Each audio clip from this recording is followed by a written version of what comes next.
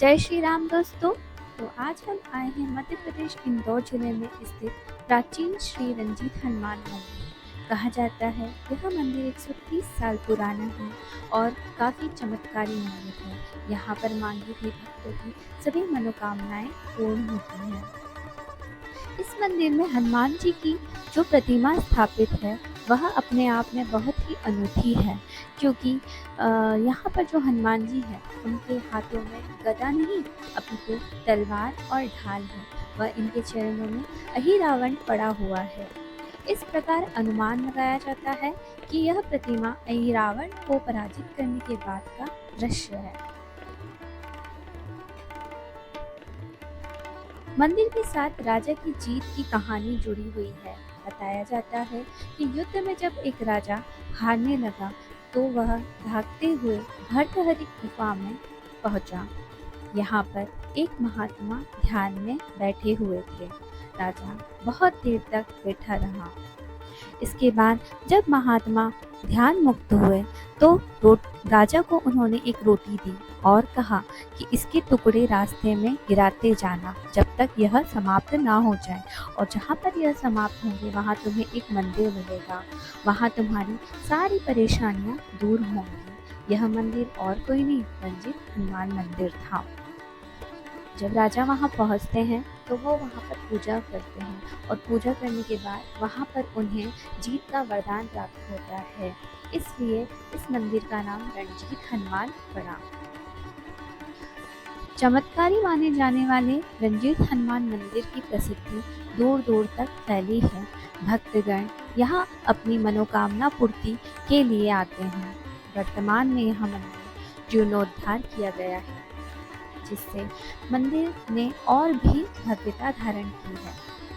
यहाँ भक्तों का इतना सैलाब रहता है कि मंदिर प्रांगण तो दूर, बाहर सड़क पर भी खड़े रहने की जगह नहीं मिलती है। यह जो सामने आप देख रहे हैं ये हमारे रंजीत बाबा, जो कि भक्तों पर अपनी कृपा करते हैं। अगर हम रंजीत बाबा से कुछ भी मांगते हैं तो वह हम पर अपनी कृपा दृष्टि करते हैं, हमें अपनी परेशानियों से, हमारे दुख से मुक्ति देते हैं और हमारी सहायता करते हैं। यहाँ पर विशेषकर दूर दूर से भक्तगण आते हैं, अपनी मनोकामना करते हैं, अपने शत्रु पर विजय की मनोकामना करते हैं और रंजीत बाबा उन पर अपनी कृपा दृष्टि करते हैं और उनके जीवन को और भी सुखमय बनाते हैं। तो प्रेम से बोलिए जय रंजीत बाबा, जय रंजीत हनुमान।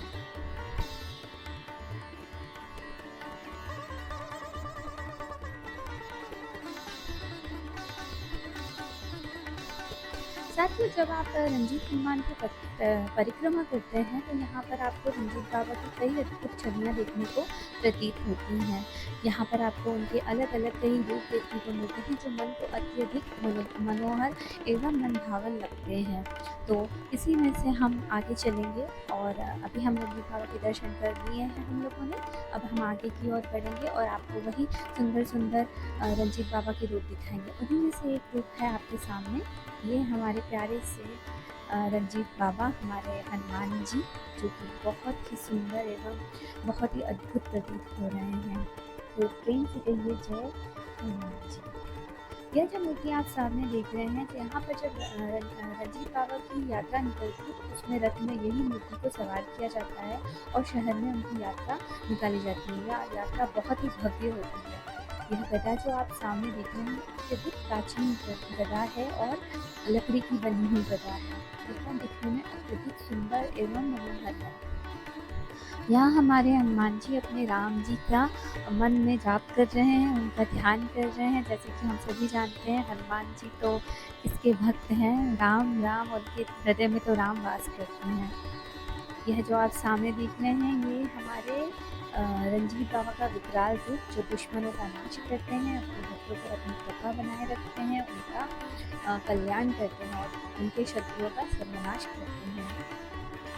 ये सामने जो आप देख रहे हैं यह है माता अंजलि और उनकी गोद में है हमारे दिल्ली से बाल रूप में हमारे बजरंगबली हनुमान जी। यह मूर्ति देखने में इतनी मनभावन, इतनी सुख प्रदान करने वाली थी कि यहाँ पर जब हम बैठे थे तो ऐसा मन कर रहा था कि हम यहाँ से कहीं जाए ना और इन्हें अपनी गोद में लेकर ये हमारे हनुमान जी का एक बहुत ही प्यारा सा एक और स्वरूप है, जिसमें कि वे शायद अपने राम जी का ध्यान कर रहे हैं और अपने राम जी को याद कर रहे हैं। तो जोर से बोलिए राम राम, सीताराम सीताराम। ये संवाद तो आप सभी को पता होगा दोस्तों, कि जब हमारे हनुमान जी राम जी और लक्ष्मण जी से मिलते हैं तो वे इनकी सहायता के लिए उन्हें अपने कांधे पर बिठाकर उन्हें जल्द से जल्द अपने मित्र तक पहुंचाते हैं, अपने राजा तक पहुंचाते हैं, ताकि वह उनकी सहायता कर सकें। इसे मुझे आपको बताने की ज़रूरत नहीं है, वह संवाद है जब हमारे हनुमान जी लक्ष्मण जी के लिए संजीवनी बूटी लेने के लिए जाते हैं और अपने राम जी के लिए वे कई कठिनाइयों से पार करके भी संजीवनी बूटी लेकर आते हैं। ये हमारे रंजीत बाबा, तो आप सभी एक बार बोलिए जय रंजीत। ये है पास से उनका स्वरूप, जो कि अत्यधिक मनभावन है, अत्यधिक मन को सुकून प्रदान करने वाला है। तो सभी मित्रगण साथ में बोलिए जय श्री राम। यहाँ पर है हमारे राम जी, हमारे हनुमान जी के प्रिय, हमारे हनुमान जी के आराध्य, हमारे हनुमान जी के प्राण, ये है हमारे हनुमान जी और माता हनुमान जी के राम जी। तो यहाँ पे राम जी सीता माता और लक्ष्मण जी के साथ विराजमान है। ये जो सिंहासन आप देख रहे हैं ये पूरा चांदी से बना हुआ है और यह इतना सुंदर और इतनी सुंदर मूर्ति है उनकी, इतनी मनमोहक मूर्ति है उनकी कि मन करता है बस यहीं रह जाए और कहीं ना जाए, और बस राम जी हमें अपने चरणों में यूँ जगा दे कि हमें कहीं जाने की आवश्यकता ही ना हो। यहाँ पर पंडित जी अभी आरती की तैयारी कर रहे थे। ये है हमारे राम जी का राम दरबार। यहाँ पे आपको जब आएंगे तो यहाँ पे आपको बहुत ही सुंदर रामायण की कुछ झांकियाँ देखने को मिलेंगी। उसमें से ये एक है जो राम जी अपने दरबार में माता सीता और अपने हनुमान लक्ष्मण और साथियों के साथ विराजमान है। तो यह देखने में अत्यधिक सुंदर दृश्य है।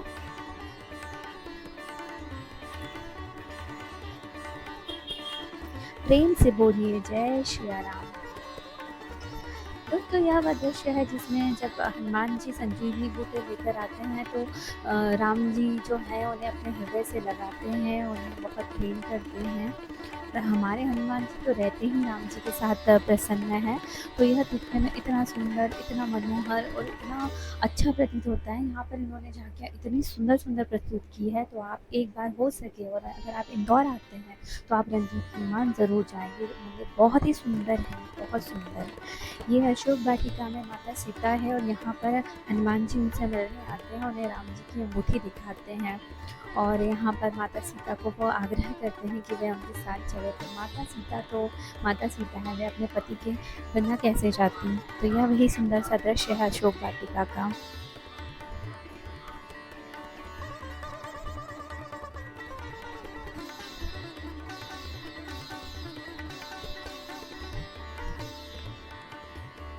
दोस्तों अब आप आगे चलते हैं। आगे आप देखेंगे जब हनुमान जी लंका पहुंचते हैं तो वह एक राक्षसी का वध करते हैं और फिर उसके बाद वो लंका में प्रवेश करते हैं। यह दृश्य वही दृश्य है जहाँ पर कि हनुमान जी उस राक्षसी का वध करके लंका में प्रवेश करते हैं।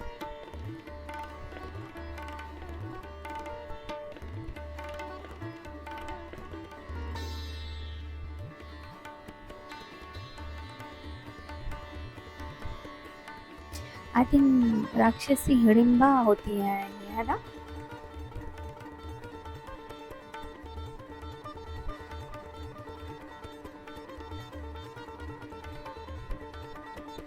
तो प्रेम से बोलिए जय श्री राम, जय हनुमान, जय जय हनुमान।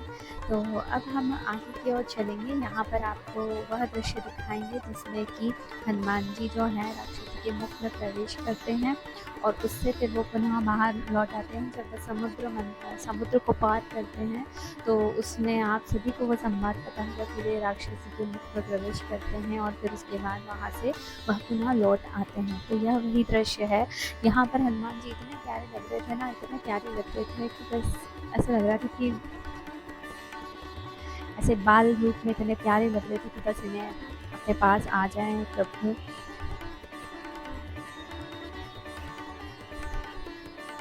तो दोस्तों ये जो आप सामने देख रहे हैं एक नवग्रह मंदिर है। यहाँ आपको 9 ग्रहों के दर्शन किए जाएँगे। सामने जो आप देख रहे हैं शनिदेव हैं। शनिदेव सब पर अपनी अच्छी दृष्टि बनाए रखें और हमें अपनी बुरी दृष्टि से माफ़ करें। हम पर हमेशा अपना प्रेम, कृपा, आशीर्वाद बनाए रखें। यहाँ पर आपको पूरे 9 ग्रहों के दर्शन करने को मिलेंगे। यहाँ पर मंगल, बुध, शुक्र, शनि, राहु, केतु, चंद्र, सूर्य सभी ग्रह आपको यहाँ पर एक-एक कर देखने को मिलेंगे और बहुत ही सुंदर यहाँ पर उनकी मूर्तियाँ हैं।